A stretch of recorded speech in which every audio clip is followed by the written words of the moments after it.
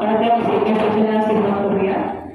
मी आदरणीय श्री अहमद खान पठाण सर यांना विनंती करते की त्यांनी पहिल्या सत्रात काही प्रश्न महिला वकिलांना विचारले।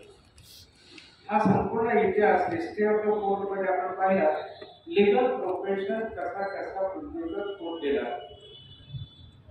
तर सगळ्यात आधी मेयर कोर्टापासून सुरुवात झाली, नंतर supreme court, constituted at Calcutta, Madras and Bombay. Then another system was introduced by Varanasi and Cornwallis. The Lord William Cornwallis was the first judge who started giving sanad to the advocate irrespective of the caste and creed. आणि म्हणून त्यावेळेला सदर दिवाणी अदालत सदर ही सनद देते। आताचं जिल्हा न्यायालय आताचं हायकोर्ट सदर दिवाणी अदालत, मग आणि सदर। तर त्याच्यामध्ये मात्र एक अट अशी होती की वकिलांचं चारित्र्य चांगलं असलं पाहिजे आणि अशा चांगल्या वकिलांचं चारित्र्य असणारे त्यांची फी किती असावी हे सुद्धा ठरवले। त्यापेक्षा जास्त फी घेतल्यास तुमची सनद रद्द होत होती आणि फी कधी दिली जायची? पूर्ण काम संपल्यानंतर। नंतर सुप्रीम कोर्टात त्यावेळेला जे वकिलांचे गट होते, attorney, barrister, advocate, they were all बॅरिस्टर्स आणि दे वर ऑल ब्रिटिशर्स। आयर्लंड आणि स्कॉटलंडचे जे वकील होते त्यांनाच फक्त हायकोर्टात सुप्रीम कोर्टात प्रॅक्टिस करण्याची परवानगी होती। तो तिथं थोडासा भारतीयांमध्ये आणि त्यांना आणि भारतीयांना फक्त ते प्लीडर, वकील आणि एजंट इन द रेव्हेन्यू, मग हे जे शब्द आले पुढे नंतर अनेक ऍक्ट आले, नवीन कमिटी आल्या। पहिली महिला न्यायाधीश कोण होती? Leader, and her application was rejected on the ground. आता आर्टिकल 15 मध्ये म्हणले no discrimination on the ground of religion, race, caste, sex and place of birth, पण केवळ ती महिला आहे म्हणून तिला सनद देण्यास नकार दिला। तिने नंतर आवाज उठवल्यानंतर पुढे legal practitioner into bracket women act 1923 आणि त्या दिवसानंतर त्या ऍक्ट मध्ये महिलांना सनद देणं सुरू झालं। म्हणजे त्याला 101 वर्ष झालं आणि her name was miss Hajra, show Muslim, and as you know the first judge in the Supreme Court was also Bibi Fatima from Kerala. महिलांना ह्या निदान गोष्टी माहीत असतात।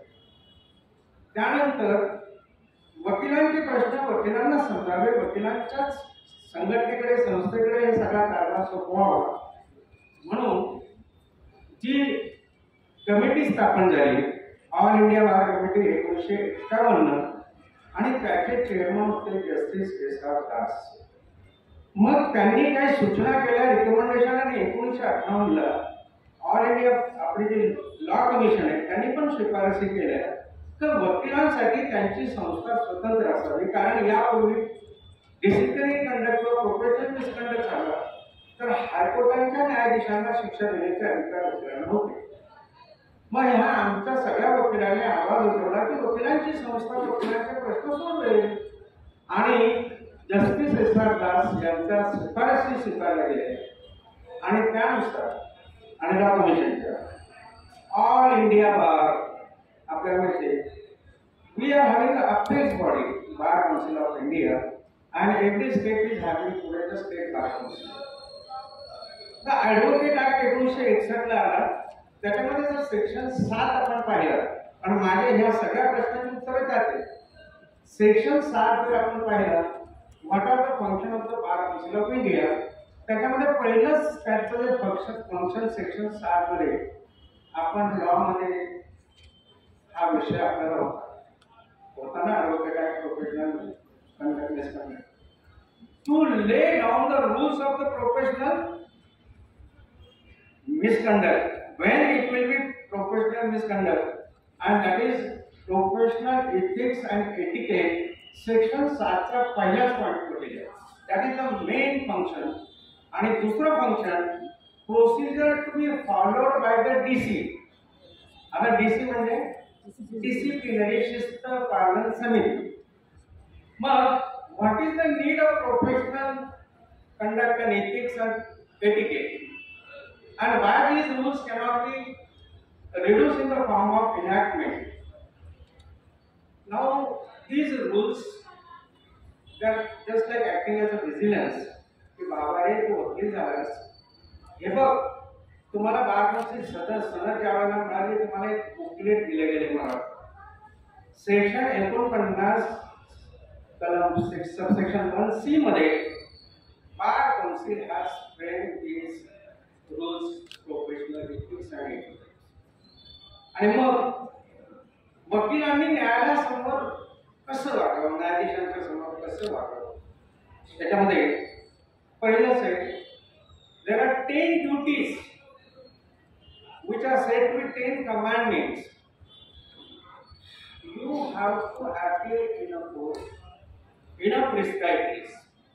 आता उन्हाळ्यामध्ये आपल्याला एक अपवाद असतो पण तरी आपल्याला बँड लावता येतो.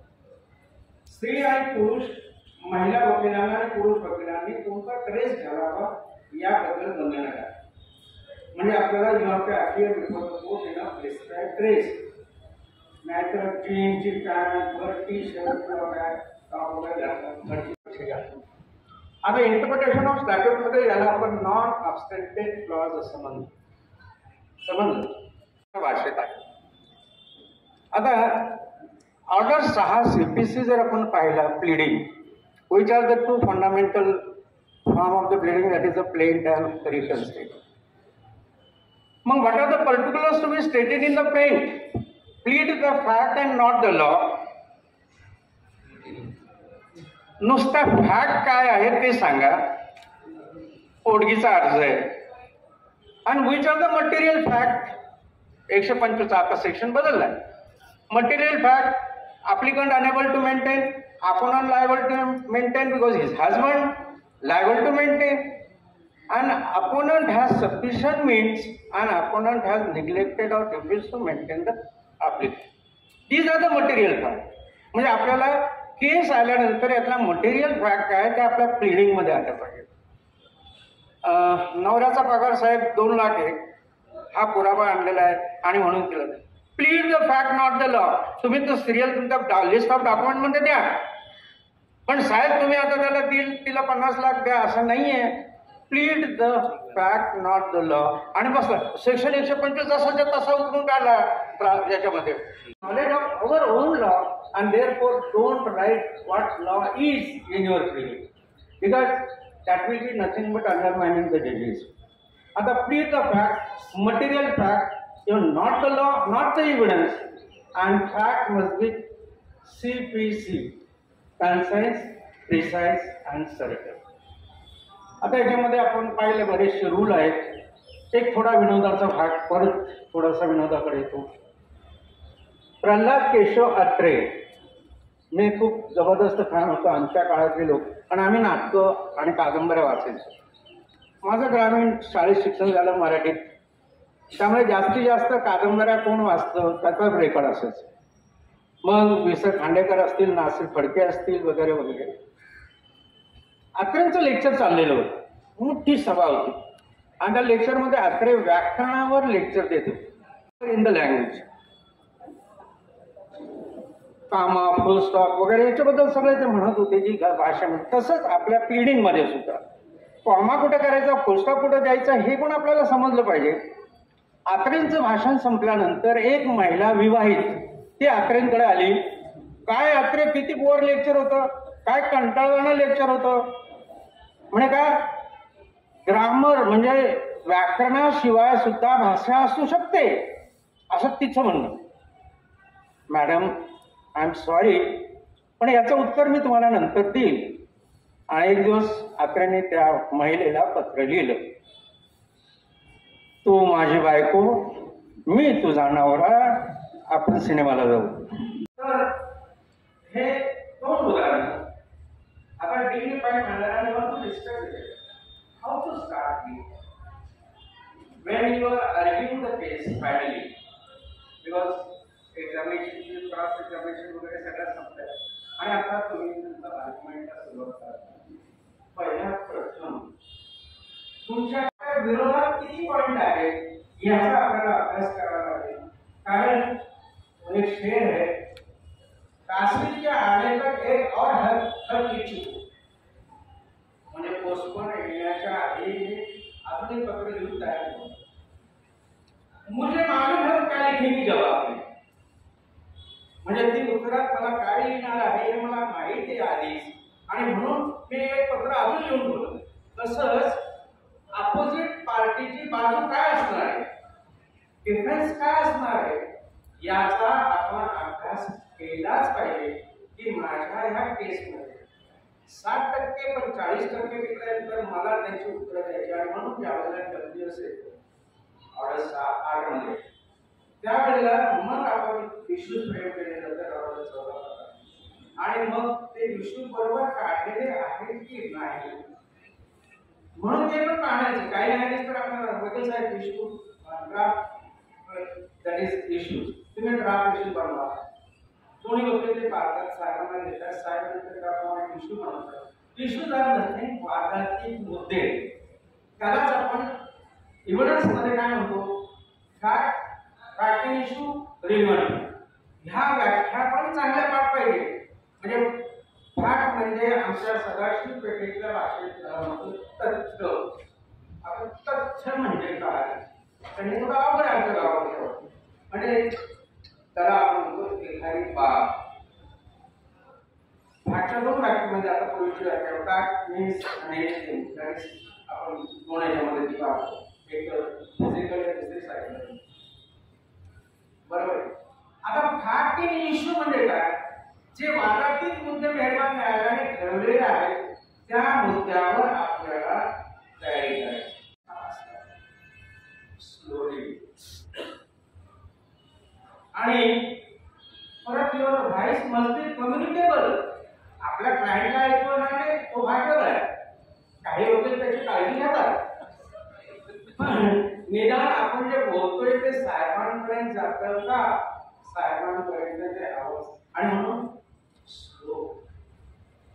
पण युअर व्हॉइस मध्ये at least can communicate to the जज. आणि स्लोली आपल्याला आपली केस मांडायची. व्हॉट यू कॅन से कोण काय बोललं, म्हणजे सबमिशन जे करताना, कारण you have to see whether your notes arguments, whether the judge or the magistrate is noting down the notes or not, notes of the argument. पण त्यांना कळलं काय पडलं, आवाज अमिताभ बच्चन सारखा किंवा नाना पाटेकर सारखा असावा असं नाही. आपला जो नॉर्मल आवाज आहे त्या आवाजामध्येच आपण न्यायाधीशांशी संभाषण करायचं नाही. हाऊ द जज कॅन आस्क मी दिस, माझी तंद्री माझी लिंक तुटली, साहेबांनी मला असं मध्येच प्रश्न विचारायला नको होता. आणि म्हणून तिथं जस्ट वन एक्झाम्पल, 2000 साली सुप्रीम कोर्टाने सो मोठं ऍक्शन घेतली. He was none other but he was the chairman of the bar council of India, advocate Vinay Kumar Mishra. And he was also a president of Allahabad High Court Bar Association. He has made one application to the High Court. Justice Kasote, Justice Ashuman hearing, Justice Kasote has asked him the question, Senior Counsel, can you please tell me under what provision you have made this application? तुम्ही कोणत्या तरतुदी खाली असा अर्ज केलेला आहे, so that I can give you relief. त्याने काय म्हणावं, who are you to ask the question. Here it is a system of the high court in Allahabad that judges not to ask any question to the advocate. Whatever the relief is sought by the advocate, that is to be given. And just threaten to what extent उद्धार केला त्या न्यायाधीशांचा कोर्टामध्ये. and I will see that you will be impeached. माझे संसदेमध्ये बरेच खासदार ओळखीचे आहेत, तुमच्या विरुद्ध महाअभियोगाची मी सुरुवात करेन. आम्ही असं केला, न्यायाधीशाने प्रश्न विचारायचा नाही कोणत्या तरतुदी खाली अर्ज आहे आणि तुम्ही आदेश करायचा, ही इथली प्रथा आहे. ये यूपी है और यहाँ की ये रिवाज है, तुमको आदेश करना। इतका उद्धार केला की शेवटी न्यायाधीशांनी जाऊन चेंबरमध्ये गेलेलं आहे सोडून हे प्रकरण नंतर सुप्रीम कोर्टाने सोडून काय परिणाम झाला आपल्याला माहिती आहे। नुसता ॲडव्होकेट ऍक्ट वाचायचं नाही तर contempt of court act 1971 civil contempt कधी होतं आणि क्रिमिनल कंटेम्प्ट कधी होतं। Sir disobeying the order of the court or whatever the undertaking you have given before the court may not be in writing. Sir पुढच्या वेळेला evidence affidavit द्यायचं तर तुम्हाला पुढच्या वेळेला एव्हिडन्स ॲफिडेव्हिट द्यावं लागेल कारण ते तुम्ही टोटल अंडरटेकिंग दिलंय आणि म्हणून that is amount to again a civil contempt आणि क्रिमिनल कंटेम्प्ट मग त्याच्यामध्ये तुम्ही क्षमा तर त्याला माहिती अपोलॉजी आहे पण अपोलॉजी मध्ये दॅट इज रिपेंटन्स फिलिंग ऑफ रिपेंटन्स त्याच्यात पश्चातापाची भावना असली पाहिजे। आपल्याला माहिती आहे अरुंधती रायची केसही आपण वाचली असेल म्हणून त्याची सगळी पदं गेली। Chairman of the bar council of India आमचं सगळ्यांचं स्वप्न असतं मी चेअरमन कधी हे चेअरमन ऑफ बार काउन्सिलचं पद गेलं। हायकोर्ट बार असोसिएशनचे जे अध्यक्ष होते तेही पद गेलं। म्हणजे इक्वॅलिटी बिफोर लॉ माणूस किती मोठा असो वकील किती मोठा असो तरी कायद्यापुढे सगळे समान आणि म्हणून ॲडव्होकेट ऍक्ट पाहत असताना आपल्याला कंटेम्प्ट ऑफ कोर्ट ऍक्टही पाहावं लागेल। आता सबमिशन करताना मला सांगा न्यायाधीश तुमचे नातेवाईक आहे तर तुम्हाला त्यांच्यासमोर केस चालवता येईल का नाही। आता तुम्हाला सॉरी हायकोर्टात तो सरळ भाग वेगळा आहे त्याचा अपवाद आहे मी असं नाही म्हणत की त्यांच्याच चेंबरचाच एखादा कारण फेस व्हॅल्यू हा जो प्रकार हायकोर्टात आणि सुप्रीम कोर्टात चालतो हे आपल्याला सगळ्यांना माहिती आहे पण आपण ते टाळायचं। न्यायाधीशांनी कसं लिहायचं नॉट बिफोर मी कारण न्यायाधीशांना माहिती आहे ना समोरचा वकील आपल्या नात्याचा आहे ते आपल्या चेंबरचा आहे म्हणून त्यांनीच ते नॉट बिफोर मी असं स्वतःहून करायला पाहिजे। आता कीप बॅक काय प्रकारे तेव्हा अनरेडी बोर्ड आणि रेडी बोर्ड अनरेडी बोर्डाबद्दल प्रॉब्लेम नसतो तो तिथं ज्युनियर जाऊन सांगू शकतो मॅडम इश्यू जर समन्स प्रेस समन्स बी इश्यू त्याच्यासाठी सिनियरची गरज नसते। हा सिनियर कधी ज्यावेळेला पुराव्यासाठी प्रकरण लागलेलं आहे त्यावेळेला सिनियर पण सिनियर होता दुसऱ्या कोर्टामध्ये आर्ग्युमेंट करत असते साहेब आमचे सिनियर दुसऱ्या कोर्टात आहे दुपारनंतर येतील असं ओरडून नाही सांगायचं। मला your honour my senior is busy in other case advancing argument and therefore this matter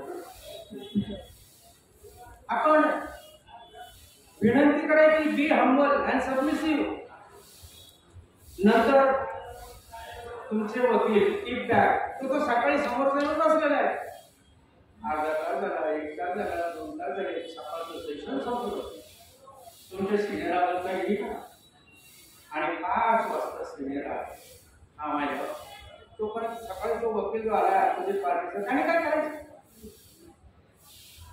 अशा वेळेला तारीख घेऊन टाकली 5 वाजेपर्यंत तिथं चालणार आहे आज काही शक्य नाही आणि म्हणून ॲडजॉर्नमेंट आता ॲडजॉर्नमेंटचा अर्ज करताना आपल्याकडे ऑर्डर 17 अर्ज कशी लिहा साधा ॲडजॉर्नमेंटचा आपल्याला सकाळपर्यंत काही फोन आलेला नसतो आणि आपल्याला 11 वाजता फोन आला त्यांचा मला बरं नाही त्यामुळे आज नाही शकत खरं म्हणजे त्याची आज त्रास एवढंच रेकॉर्ड करायचं।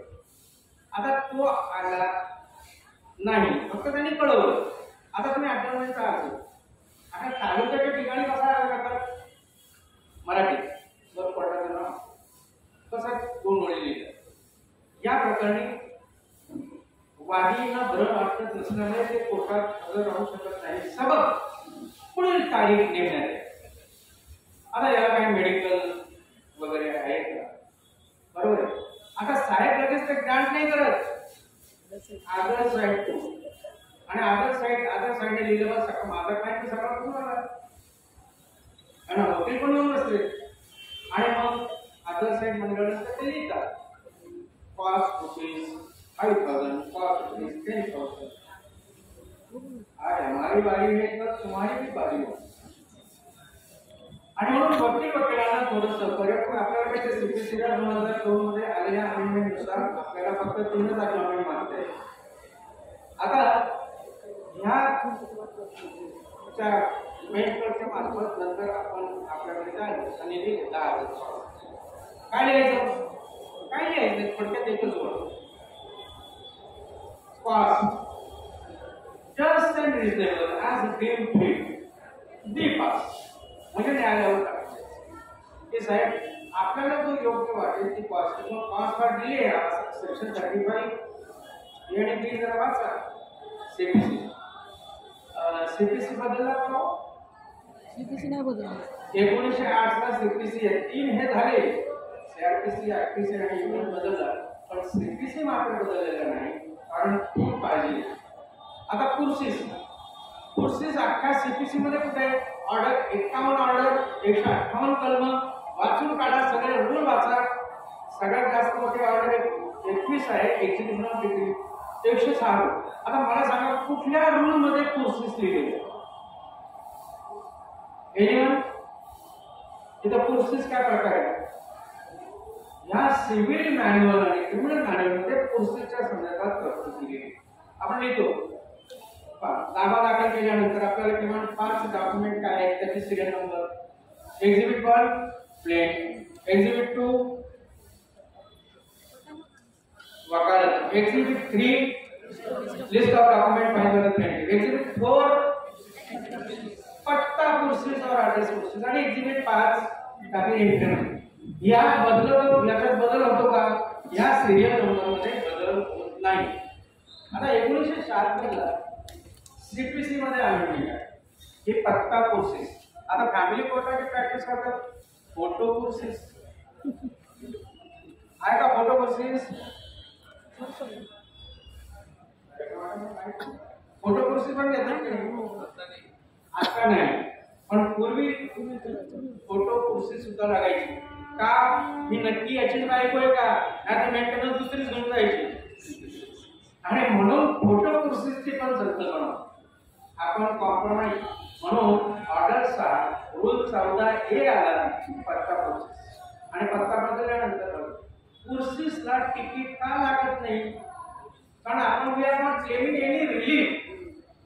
whenever you are seeking any relief then it must be affixed with the proper stamp but courses we are not seeking any relief मग कॉम्प्रोमाइज कोर्सेस असेल इव्हडन्स क्लोज कोर्सेस असेल है ना तर आपल्याला ती फक्त रेकॉर्डवर ठेवायची किंवा what some new fact has come to your knowledge that you want to bring to the knowledge of the court की साहेब मागच्या आपण ऑर्डर केली त्याने डॉक्युमेंट दाखल करावे सेक्शन 66 विधानानुसार नोटीस टू प्रोड्यूस पण inspector of that are not produce. मग तुम्ही काय करता एक कुर्सी तुम्ही ठेवता की are not produce the document मग सेकंड एव्हिडन्स आपण घेऊ शकतो. म्हणून courses that depend upon the case your conduct. आता प्रिस्क्राइब ट्रेस कोर्टामध्ये धारायचं कोर्टाच्या बाहेर हा गाडीवर जाताना गाडीत असताना ठीक आहे घरी जायचं पण नशीब आपल्याकडे हायकोर्ट सुरू झाल्याने हायकोर्टाला गाऊन असतं. एक प्रकरण असं आलं त्या गाऊन घालून संभाजी पाठमध्ये कोणत्या खाली मुलीला किंवा झेड ब्रिजवर जर असा मुलीला गाऊन घालून तो जर बसला असेल तर ही वकिलांची प्रतिष्ठा. म्हणून एखादा पब्लिक फंक्शन रिसेप्शनला चालू पुढे गाऊन घालून लग्नाचा नाही आपल्याला हा प्रिस्क्राइब ड्रेस फक्त कोर्टात जायचा किंवा कोर्टाचा आदेश असेल समजा बालगंधर्व आता 1 तारखेला गणेश क्रीडामध्ये आपल्या वकिलांची काम असेल जर बालगंधर्वने आदेश दिला की तुम्ही प्रिस्क्राइब ड्रेस मध्ये या तर यायचं पण तसा आदेश नसेल तर फॉर्मल चालेल नेहमीच. तर हे झालं प्रिस्क्राइब ड्रेसच्या संदर्भात. माझ्याकडे बालगंधर्वमध्ये ज्या काही तक्रारी येतात वकिलांच्या संदर्भात त्या तक्रारीमध्ये एक तक्रार अशी मुख्य असते की माझं वकीलपत्र असताना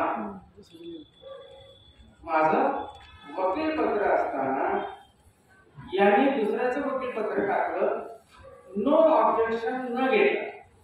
आता एनओसी ही घ्यायला हवी होती. आशिलांना वकील बदलता येतो का? येतो. तो का बदलावा असं वाटलं? तुमचं कौशल्य त्याने पाहिलं आणि म्हणून त्याला वकील बदलावा असा वाटला असेल आणि तो एनओसी साठी विनंती करत असेल आणि तुम्ही त्याला एनओसी देत नाही, तर तो क्लायंट काय करतो? कोर्टात अर्ज करतो की साहेब ते एनओसी देत नाही, मला वकील बदलण्याची परवानगी असावी. आणि मग कोर्टाच्या परवानगी ते दुसरं वकील पत्र दुसरं. आता वकील पत्र दुसऱ्याचं आलं पण ओरिजिनल प्रिंट तुमच्याकडे असेल. तो आला. आरटी सक्सेनाच्या केसमध्ये सुप्रीम कोर्टाने निकाल दिला, can advocate retain the brief of the client? Answer is no. If you are having any outstanding due, तुम्हाला जर फी येणे असेल, बरोबर ना माझं म्हणणं? असंच काहीतरी होतं. जर आउटस्टँडिंग काही फी असेल तर you have to file a separate suit for it, suit for recovery, पण you cannot retain the brief of the client.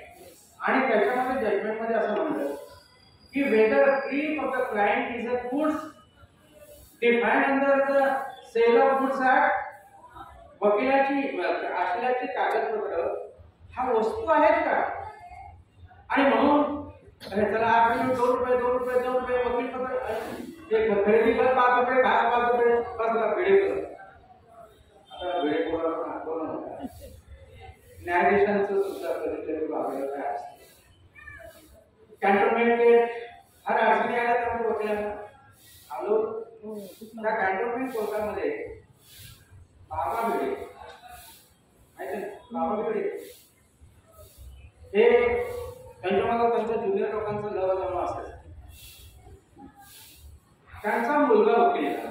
आता वकील मुलगा झाल्यानंतर त्याला मस्त नवीन ड्रेस नवीन आणि डेव्हिड त्याने विचारलं, हा कुत्सितपणा करतो काय बाबा?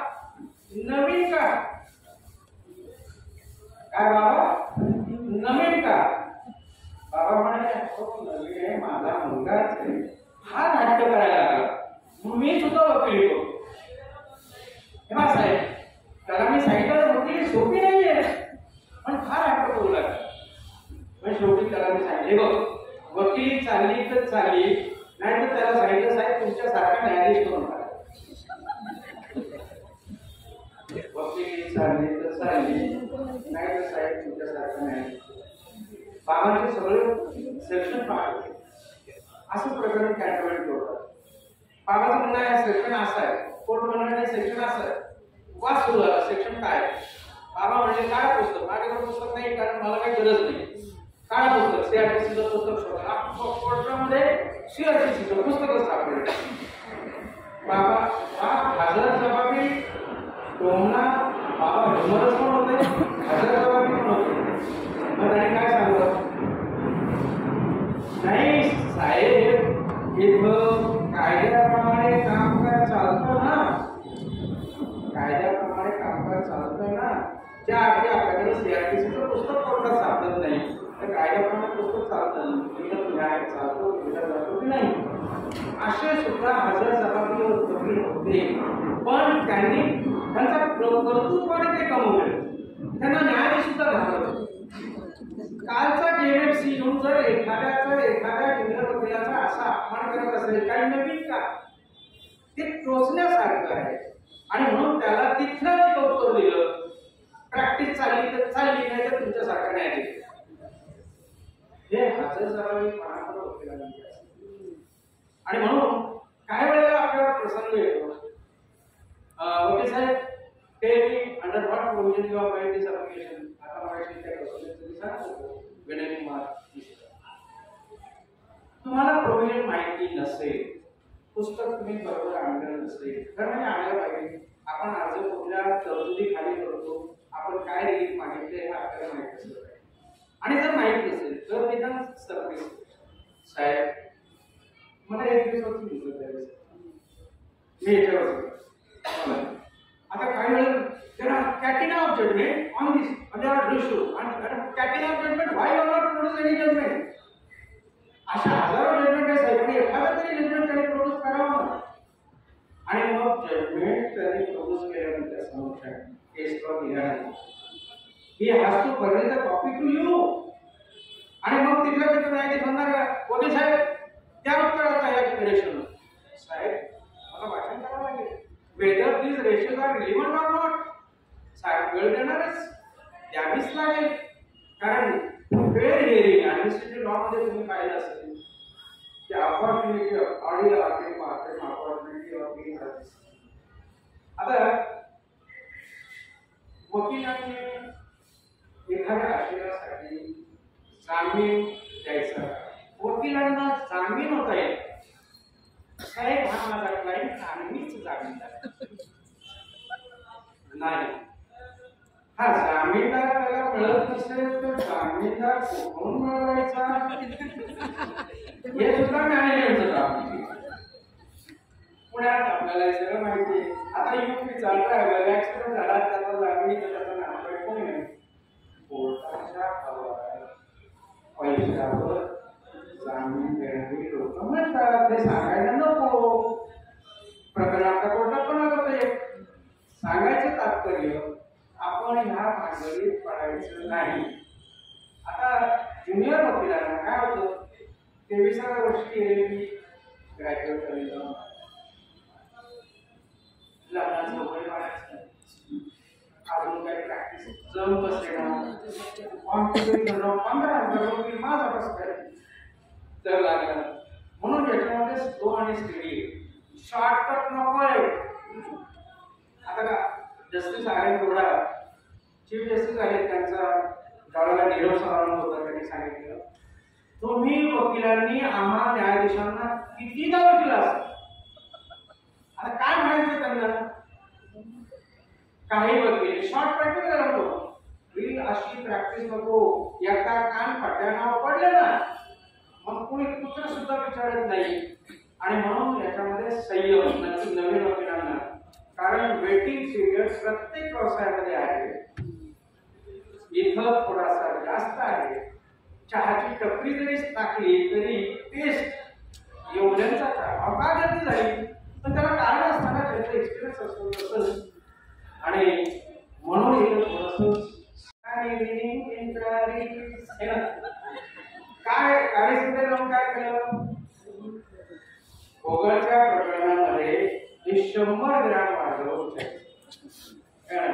म्हणून हरीश साळवे तिथले वकील होते पण हरीश साळवे हे हरीश साळवे म्हणजे काय बोलतो आले तो डायरेक्ट जळगावच्या एका लहानशा खेड्यामध्ये जन्माला आलेला हा माणूस हा सगळ्या रोरिंग प्रॅक्टिस कोट्यावधी रुपये त्यांच्या पावलावर पाऊल नाहीच पडणार म्हणजे त्यांनी दुसरं केलं म्हणून आपण करायचं असं नाही म्हणून म्हणून आपण निदान चांगलं काय आहे सिनियर मध्ये चांगलं काय पण सिनियरचा जोपर्यंत तुम्ही विश्वास संपादन करत नाही सिनियर ब्रीफ तुमच्या हातात येणार नाही.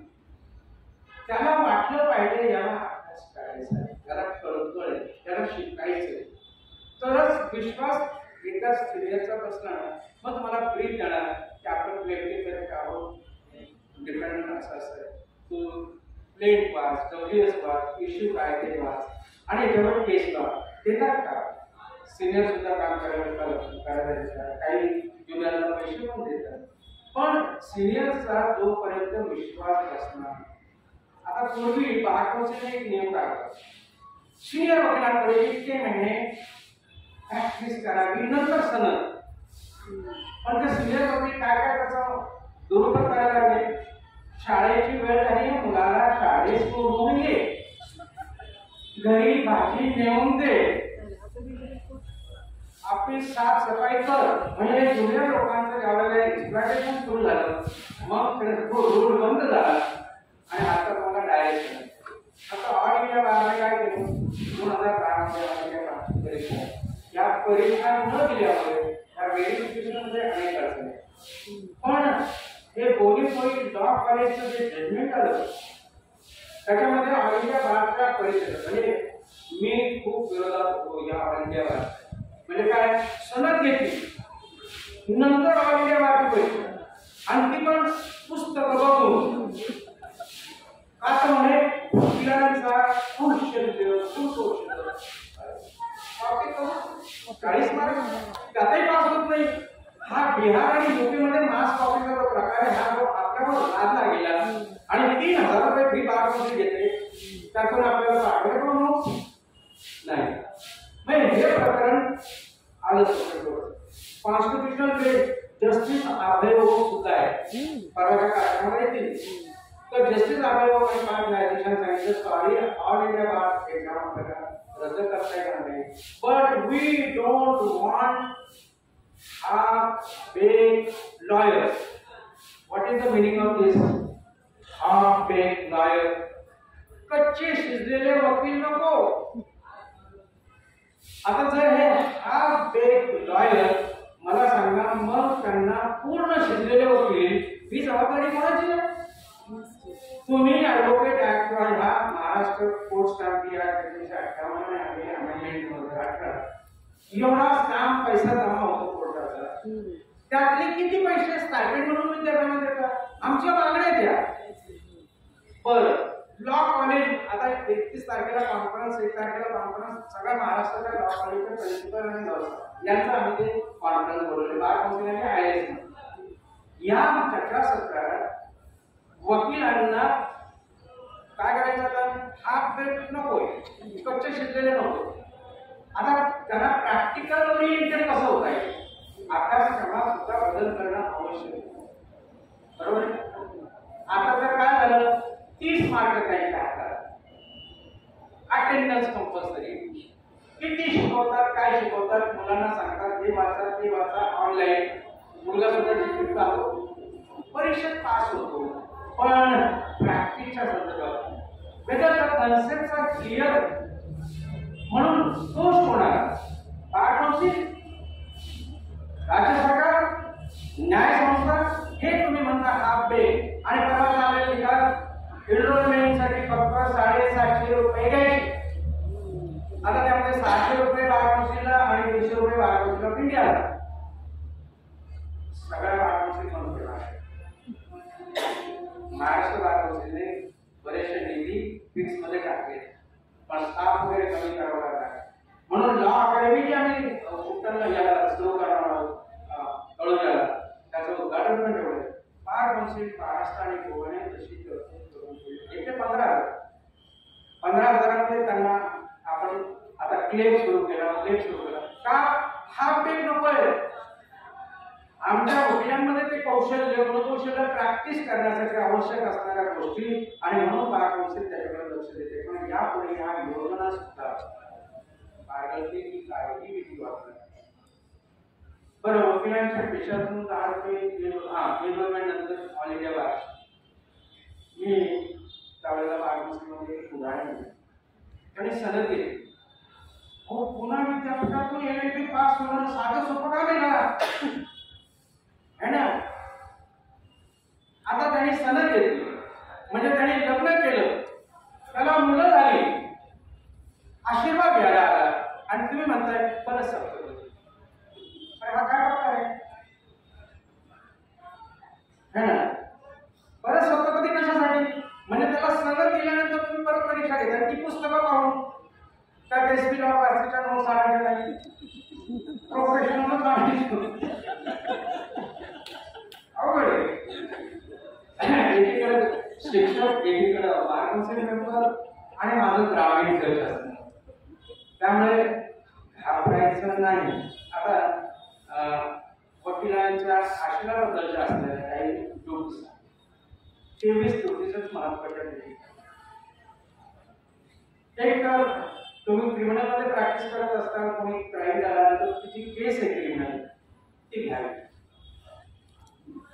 सिव्हिल तुम्ही जर म्हणाल नाही मी क्रिमिनल घेत नाही सिव्हिल घेतो तुम्हाला अधिकार आहे आणि फी किती टाकायची सुप्रीम कोर्टाने सुद्धा मध्ये निकाल दिला वकिलांच्या फी बद्दल कारण दिस इज अ कॉन्ट्रॅक्ट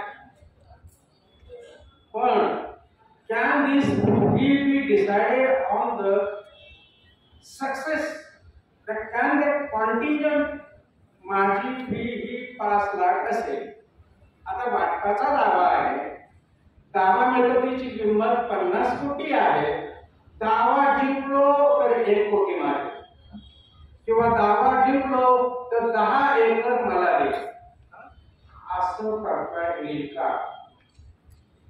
येईल का? नाही. लावले फोन अर्जंट बोलत ऐकू नका. जिंकलो तर 10 लाख, हारलो तर 5 लाख. असं काय करता? सुरुवातीलाच आपण फी ठरवायची आणि एकदा ठरवलेल्या फी मध्ये नंतर कुठल्याही बदल आपल्याला करता येईल. फी किती मिळाली? माझ्याकडे 2 मॅटर चालू जातात. 24 तारखेला पैसे घेऊन येईल. त्याला स्टॅम्प साठी पैसे दिले. आता बोलतो पण खरेदी खर्चासाठी जो स्टॅम्प दिला गेला, खरेदी खर्च आहे बाजूला, स्टॅम्पचे पैसे उडवले आणि तो क्लायंट मार्केट करा आणि मग काय गोष्टीला करा. मी वकिलांना तुम्ही स्टॅम्पचे पैसे घेतले आणि खरेदी खर्च केलं. मुलीचं लग्न होतं, खर्च झाले मग खर्च झाले. अरे मागून खर्च झाले खर्च झाले. यू हॅव टू रिफंड, नाही तर तुम्ही परत करायला माझं आम्हाला आदेश करतोय. त्याने ते 2 महिन्यामध्ये सगळे पैसे आम्ही दिले. म्हणजे असे उद्योग करणारे होते ज्यांच्याकडे हा प्रोफेशन बाबा द्राक्षी देर आर द्राक्षी इन एव्हरी प्रोफेशन. या अशोका काळामध्ये के.जी. बालकृष्णन भारताचे पहिले दलित सरन्यायाधीश यांचा पुणे भाग करते ज्यावेळेला सत्कार करण्यात आला.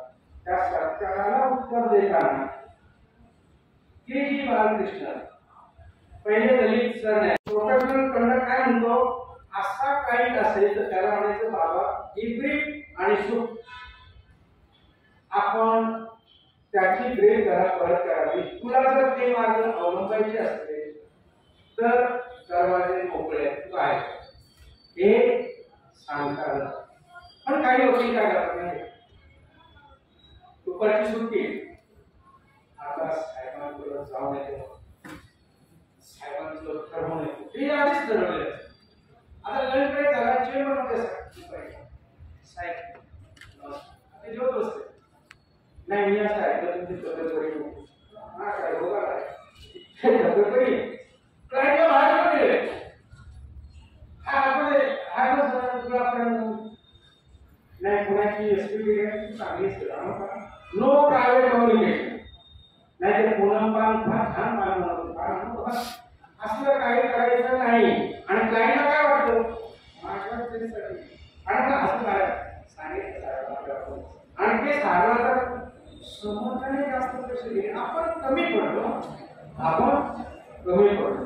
पण अशा वकिलांची प्रॅक्टिस फार दिवस चालत नाही. पुण्यामध्ये असं काम खूप चालत. काही न्यायाधीश झाले, काही न्यायाधीश ते कंपल्सरी करत झाले. मी 10 वर्षापूर्वी झालं थोडंसं. या सत्य घटना आहे आणि म्हणून अशा प्रकारची प्रॅक्टिस वकिलांनी करायची नाही. असल्याने फी दिली त्याचा अकाउंट आपण करायचं, त्याने मागितलं तर त्याला द्यायचं. परत आपण ते 137 पूर्वीचा एव्हिडन्स आहे प्रोफेशनल कम्युनिकेशन कॉन्फिडन्स. तर client has repose the confidence in you आणि म्हणून ते गुप्त संभाषण तुमचं आणि असल्याचं जे झालं ते कुठल्या ठिकाणी वाढायचं नाही. इतकंच काय जाहिराती करायची नाही. का बरं एवढा नेमका आपण नेमप्लेट वगैरे ती साईज केली असं करता येईल कसं मग लाइटिंग केली मोठा करता येईल असं नाही. रेल्वेमध्ये त्या डॉक्टरांच्या जाहिरात असतात तसे मर्डर करा 5 लाख गुन्ह्या सुटण्याची 100% खात्री असे काही जाहिरात. मर्डर करा 5 लाख गुन्ह्या सुटण्याची हमखास हमी असा काही जाहिरात करता येईल. दाभोळकरांचं म्हणजे हे दाभोळकर नाही, दाभोळकरांचं यांनी दाभोळकर कोणाचं स्टेटमेंट आहे हे जे ॲडव्हर्टायझिंग आणि टॉकिंग झालं. आता टॉकिंगच्या संदर्भात मगाशी मी आमच्या वकिलांना सांगितले ऍक्सिडेंट झाला. हो ऍक्सिडेंट झाला पडलं काही वकील लगेच काही वकील बेड हाऊसला काही वकील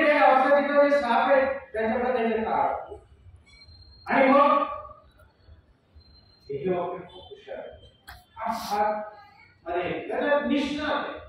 आपल्याला ते 50,000 मध्ये मिळतातच आहे ना.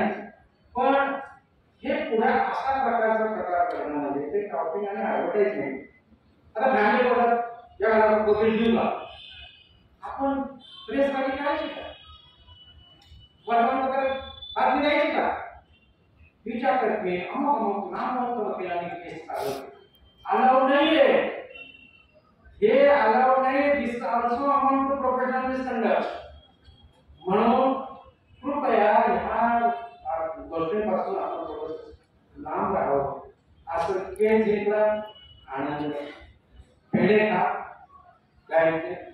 पण ह्या अशा प्रकारच्या वर्तमानपत्रात बातम्या देणं हे सुद्धा मोठे फौजदारी खटले असतात. ते सरकारी वकिलांच्या त्या डीजीपी ऑफिसमधून टाकले जाते. हे अपवाद आहे. पण एखाद्या प्रायव्हेट केसमध्ये मी जिंकलो वगैरे अशा आहेत आमच्या वकिलांमध्ये. असे काही वकील असतात. दुसरं, अपोजिट पार्टीची तुम्हाला केस घेता येईल का आणि वकील आता बाबूजीला तक्रारी द्यायला येतात तर काय असेल, साहेब त्याला माझी केस दिली होती आधी सर्व माहिती दिली होती, आता तो माझ्या विरुद्ध केस लढतो करता येईल का नाही. आणि when you have a reason to believe that you will be a witness, एखाद्या वकिलांना जर वाटलं की ह्या प्रकरणात मला साक्षीदार म्हणून उभं राहावं तर त्यांनी स्वतःहून ती केस विड्रॉ करावी. त्यांचं वकील पत्र काढावं. त्यांचं वकील पत्र काढावं. त्यांनी क्रॉस करून घ्या आणि म्हणून अशा अनेक प्रसंग येतात. आता सांगायला नको पण प्रोफेशनल मिसकंडक्ट आणि अदर मिसकंडक्ट. प्रोफेशनल मिसकंडक्ट काय, आता अदर मिसकंडक्ट मध्ये काय, माझ्या एका क्लायंटच्या बायकोला आशिलाच्या बायकोला वकिलानेच पळवलं. आशिलाच्या बायकोला त्या वकिलानेच पळवलं. वकील घरी गेली हळूहळू संघांना आणि आशिल आपण हिंदू आरक्षण आणि मेंटेनन्स ऍक्ट मध्ये काय पाहिलं, सेक्शन 11 मध्ये if father is adoptive father and daughter to be adopted, then what is the difference of the 21 years? एखादा हिंदू पुरुष एखादी मुलगी दत्तक घेत असेल तर वयात अंतर किती असतं, 21. तसंच महिला असेल दत्तक माता असेल आणि मुलगा तिला दत्तक घ्यायचं असेल तर वयाचं अंतर 21 असतं. म्हणून फॅमिली कोर्टात किंवा इतर कोर्टात प्रॅक्टिस करताना वकिलांनी आशिल आणि वकील यांच्यामध्ये कीप सेफ डिस्टन्स. कारण तिथं गुंतता उदय हे होतात. मी कटू सत्य बोलतोय पण हे सत्य आहे आपण ऑब्झर्व करत असतात. त्यामुळे ह्या गोष्टीपासून थोडंसं लांब राहायचं. समजलं. आता तारीख कशी आहे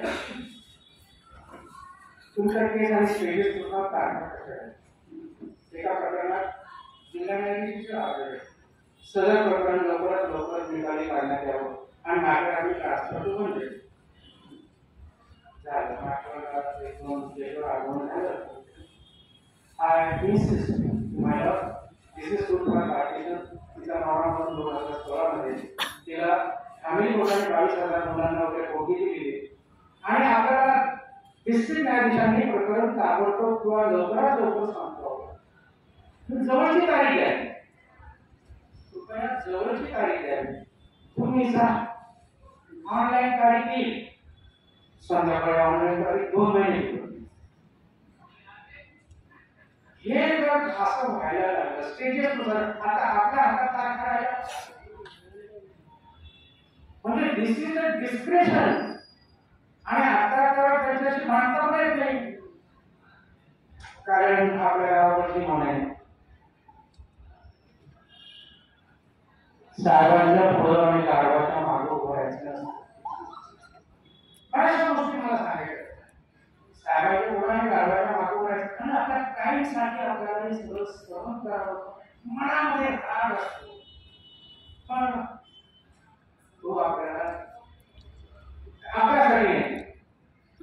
restrictions Article 19(1) freedom of profession, occupation, trade and business. But reasonable restrictions are imposed under Article 19(2)(6). त्यामुळे खूप बोलण्यासारखे माझा विषय जो आहे मी जरासा कव्हर करण्याचा प्रयत्न केला, पण समाजातील कर्तृ सत्य प्रॅक्टिस करत असताना किंवा वकिलांना दोष देऊन चालणार नाही. तर न्यायाधीश सुद्धा याच्यामध्ये थोडेसे जबाबदार कसे आहे हे पण तितकंच आहे. पण तरीही असंच मोठा न्यायालयासमोर विनम्र राहणार, आशिलासाठी गप्प बसतो, निकाल आपल्या विरुद्ध येणार, मेरिटची केस आहे पण तरी आपल्या विरुद्ध चालतो कधी कधी नाही वाढवून नाही व्हायचं की तो सुरू नाही करायचं हे ना आपल्या कोर्टामध्ये त्या कलवाणीच्या केसमध्ये पण काय अर्थ शूज डायरेक्शन कोर्टाच्या दिशेनं न्यायाधीशाच्या दिशेनं तरी पायातला खूप काढून भेटवला नशीब साहेब क्रिकेट खेळत होते त्यांना माहिती होतं आणि त्याने खूप लागू केला. आम्ही पुण्याच्या कोर्टातही असं प्रकरण झालं होतं काय गोष्ट आणि म्हणून तिथं कोर्टासमोर गेलं पात्र प्राणी बाहेर काढावी असे प्रसंग का उद्भवतात याचा आत्मपरीक्षण वकिलांनी आणि न्यायाधीशांनी दोघांनी करावं आणि असं एक संयुक्त चर्चासत्र असतं. हे सगळे विषय वकिलांचाच पुरते काय म्हणालो मी थोडंसं साहेब बसलेले असतील तरी पण मी स्पष्ट वागतो. पाय मशीनमध्ये चुका होत असतील तर मी स्पष्ट होतो. मला चेअरमनशिप मिळत न मिळत त्याच्याने मला काही घेणं नाही, पण मी विश्वस्त म्हणून इथं आलोय आणि वकिलांचा विश्वस्त म्हणून वकिलांच्या पैशाची उधळपट्टी होत असेल तर त्याला प्रतिकार करण्याचे आज मोठ्या कारण नशिबात असल्याचे चेअरमन. पण मग न्यायाधीश असो किंवा कोणी असो मी कधीही न्यायाधीशांचं ताट असत आमच्याकडे काही ताट धरून असत इथून आत्ता आले तर काम करतात काय चाललंय एवढं जायचं ना. आता ती काय झालेलं आहे स्वतःची डिग्री पण ठेवा ना, स्वतःची डिग्री पण ठेवा. पण हे चालू आहे आणि म्हणून आम्हीच वकिलांनी स्वतःवर काही प्रतिबंध द्यावा. किती लोकांना झालं नाही रिस्पेक्टफुल आपल्याला डिग्री पाहिजे बिकॉज आर्टिकल 21 मध्ये उतारा लागतात right to life also include right to live. त्यामुळे आपण आपली डिग्री घ्यावी, सन्मानाने कोर्टात काम करावं. यश आज उद्या आपल्याला आहे आशिलासाठी आपण गप्प बसतो आणि freedom of speech and expression हे जरी दिले तरी त्याच्यावर कोणी बंधन आहे. आणि म्हणून ॲडव्होकेट ॲक्टमध्ये notice of advocate opposite party opposite त्याचा परस्पर you must be frank and free to your client. काय झालं दोघांचा आर्ग्युमेंट सांगतो ओके आता दोघे एकाच क्लासमध्ये होते आणि दोघं गाठ हात घालून तिने काय कॅन्टीनला जाऊ शकत नाही का. ते वकील कोर्टामध्ये वापरून आपल्या क्लायंटला सांगायचं गैरसमज नसावा. आम्ही एकाच क्लासमध्ये होतो, आम्ही दोघं जरी चहा प्यायला निघालो तर तुझा विषय तिथे नाही, आमचे कॉलेजचे दिवस आठवले म्हणून चर्चा आणि म्हणून आपल्या आशिलाला शंका येईल असं वातावरण निर्माण करायचं नाही की आणि फ्री समज. सो मला वाटतं पूर्ण अजून सिंग बोलायचे मॅनेजमेंट काय मॅनेजमेंट पुन्हा एखाद्या विषयावर बोलायला संधी द्या. मी अध्यक्षांना सांगितले हे नवीन कायदे आहेत ना असं खेळ शिकतोय तो सेक्शन 69 IPCचा मेकर मध्ये शिकवतो तो IPC मध्ये आलेला सुद्धा. तर 69 काय लग्नाचा आदेश दिला तुला बढती देतो म्हणून तिच्याशी शारीरिक संबंध ठेवले तर 10 वर्षाचे शिक्षण शिकवताना कसं म्हणजे गाणं सांग आणि गाणं स्वरंगेच्या काठावरती वचन दिले तू मला आणि माझ्या दुसऱ्याच्या आता याला 10 वर्ष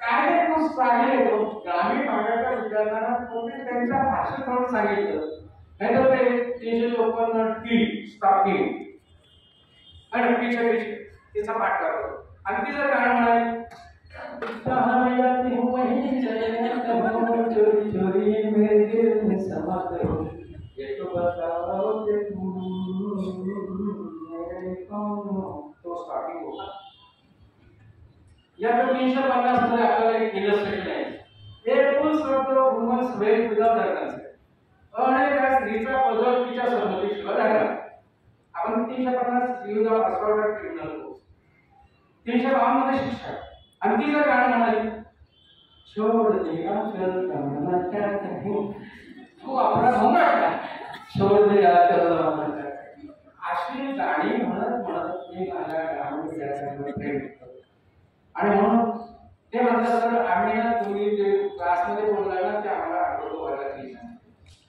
आणि म्हणून कायदा आहे क्लिष्ट परंतु साध्या साध्या भाषेमध्ये पण आपल्याला सांगता आलं पाहिजे अध्यक्षांना विनंती राहिलेल्या महिन्याच्या कालावधीत कुठल्याही क्रिमिनल लॉ मला जर बोलवलं तर मी आनंद येईल आणि मला अजून 10 मिनिटं तुम्हाला तुमच्यासाठी होईल कोणाला काही प्रश्न विचारायचे असतील ठीक आहे का मेहरा होके बुला लो जब भी चाहे तब मैं गया वक्त नहीं जो लोग क्या